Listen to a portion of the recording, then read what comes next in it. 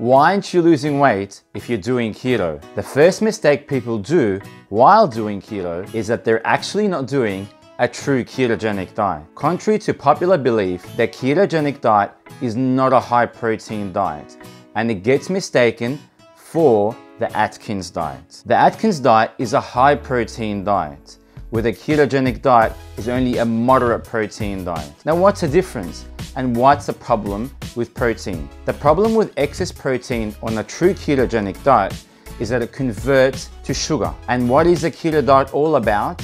It's about eliminating sugar. You're never gonna reach a state of ketosis or turn your body into a fat burning machine if there is carbs in the way or protein in the way. Well, why should your body burn fat if it already has a very easy energy source like carbohydrates? And let's say you drop your carbohydrates to a minimal amount. What does your body do if it gets excess protein? Well, it says, thank you very much. I'm still not gonna access fat because now you've given me an energy source that I can use to put fat aside and never use it. You see, we've been created to store fat, not to burn it. So the body uses any excuse for it not to burn fat. To get in ketosis and to become a fat burning machine, you've got to have enough fat to train your body to use fat. You cannot have any excess protein because while you're having excess protein, it converts to sugar, and that's a very thing we want to eliminate from the diet. And of course, we don't want to have carbohydrates because that's the first thing that your body wants to use to avoid using fat altogether. So if you're not losing fat on the ketogenic diet, check your protein level. You cannot exceed the protein level.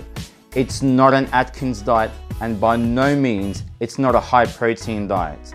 Remember, to convince your body to use fat, it cannot get carbohydrates and it cannot get excess protein because the next level is fat, and it's never gonna get there if it has enough carbs or excess protein. How do you know if you're having too much protein? That's a simple test. You wake up in the morning and you test your ketone levels on an empty stomach first thing in the morning, blood ketone levels. And if they're below 0.5, then you check your blood sugar levels.